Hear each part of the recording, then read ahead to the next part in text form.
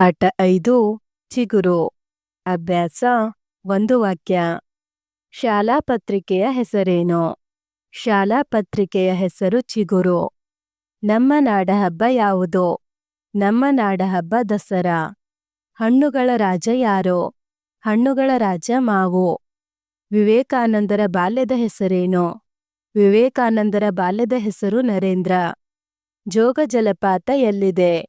ಜೋಗ ಜಲಪಾತವು ಮಲೆನಾಡಿನ ಶಿವಮೊಗ್ಗ ಜಿಲ್ಲೆಯ ಸಾಗರ ತಾಲೂಕಿನ ಜೋಗಹಳ್ಳಿಯಲ್ಲಿದೆ. ಈ ಪತ್ರಿಕೆಯಲ್ಲಿ ಸತೀಶ ಬರೆದಿರುವ ಲೇಖನದ ಹೆಸರೇನು? ಈ ಪತ್ರಿಕೆಯಲ್ಲಿ ಸತೀಶ ಬರೆದಿರುವ ಲೇಖನದ ಹೆಸರು ಜಲಪಾತ. ಚಿಗುರು ಪತ್ರಿಕೆಯಲ್ಲಿ ನಿನಗೆ ಇಷ್ಟವಾದ ಬರೆಹ ಯಾವುದು? ಚಿಗುರು ಪತ್ರಿಕೆಯಲ್ಲಿ ನನಗೆ ಇಷ್ಟವಾದ ಬರೆಹ ನಾಡಹಬ್ಬ. ಹೊಂದಿಸಿ ಬರೆ. ಲೇಖಕರ ಹೆಸರು, ಲೇಖನದ ಹೆಸರು. ಮಾಲಾ, ನಿಮಗಿದು ತಿಳಿದಿರಲಿ. ಥಾಮಸ್, ನಾಡಹಬ್ಬ. ಬೇಗಂ, ಗಾದೆ. ವಿನಾಯಕ, ಸ್ವಾಮಿ ವಿವೇಕಾನಂದ. ಸರಿ ತಪ್ಪು. ತಪ್ಪಿಲ್ಲದೆ ಚೆನ್ನಾಗಿ ಕಾಣುವ ರೀತಿಯಲ್ಲಿ ಬರೆಯಬೇಕು. ಸರಿ. ಸುಲಭವಾಗಿ ಓದಲು ಮತ್ತು ಓದಿದ್ದು ಅರ್ಥವಾಗುವಂತೆ ಬರೆಯಬೇಕು. ಸರಿ. ಪದಗಳಲ್ಲಿನ ಅಕ್ಷರಗಳನ್ನು ಒಂದೇ ಗಾತ್ರದಲ್ಲಿ ಬರೆಯಬಾರದು. ತಪ್ಪು. ಪದಗಳಲ್ಲಿನ ಅಕ್ಷರಗಳು ಒಂದಕ್ಕೊಂದು ತಾಗದಂತೆ ಹಾಗೂ ನಡುವೆ ಸ್ಥಳ ಬಿಡದಂತೆ ಬರೆಯಬೇಕು. ಸರಿ. ಪದಗಳ ನಡುವೆ ಸ್ಥಳವನ್ನು ಬಿಡದೆ ಬರೆಯಬೇಕು. ತಪ್ಪು. ಅಕ್ಷರ ಹಾಗೂ ಸಾಲುಗಳು ಓರೆಯಾಗಿರಬಾರದು. ಸರಿ. ಈ ಸಾಲುಗಳನ್ನು ಸರಿಯಾದ ರೀತಿಯಲ್ಲಿ ಬರೆ. ಮೊದಲ ಉತ್ತರ, ನಮ್ಮ ನಾಡಹಬ್ಬ ದಸರಾ. ಎರಡನೆಯ ಉತ್ತರ, ಮಾತು ಬಲ್ಲವನಿಗೆ ಜಗಳವಿಲ್ಲ. ಮೂರನೆಯ ಉತ್ತರ, ನಮ್ಮ ರಾಜ್ಯ ಕರ್ನಾಟಕ. ನಾಲ್ಕನೆಯ ಉತ್ತರ, ಹಣ್ಣುಗಳ ರಾಜ ಮಾವು. ಚಿಗುರು ಪತ್ರಿಕೆಯಲ್ಲಿರುವ ಸುಭಾಷಿತವನ್ನು ನೀನು ಒಂದು ಅಂಕಣದಲ್ಲಿ ಬರೆ. ಮತ್ತೊಂದರಲ್ಲಿ ಸ್ನೇಹಿತರಿಂದ ಬರೆಸು. ನಂತರ ಕೆಳಗಿನ ಪ್ರಶ್ನೆಗಳಿಗೆ ಉತ್ತರಿಸು. ನೀವೇನ್ ಮಾಡ್ಬೇಕಂದ್ರೆ ಒಂದು ಸುಭಾಷಿತವನ್ನ ನೀವು ಬರೆಯಿರಿ, ಮತ್ತೊಂದು ಅದೇ ಸುಭಾಷಿತವನ್ನ ನಿಮ್ಮ ಸ್ನೇಹಿತರಿಂದ ಬರೆಸಿ. ಅದರಲ್ಲಿ ನಂತರ ಈ ಪ್ರಶ್ನೆಗಳಿಗೆ ಉತ್ತರಿಸಿ. ನಿನ್ನ ಹೆಸರು ರಮ್ಯಾ. ಗೆಳೆಯ ಅಥವಾ ಗೆಳತಿಯ ಹೆಸರು ಸುಮಾ. ಯಾರ ಬರೆಹ ಚೆನ್ನಾಗಿದೆ? ನನ್ನ ಬರೆಹ ಚೆನ್ನಾಗಿದೆ. ಬರೆಹ ಚೆನ್ನಾಗಿದೆ ಎನ್ನಲು ಒಂದು ಕಾರಣ ಕೊಡು. ಅಕ್ಷರಗಳು ಸುಂದರವಾಗಿವೆ ಹಾಗೂ ಯಾವುದೇ ತಪ್ಪಿಲ್ಲ.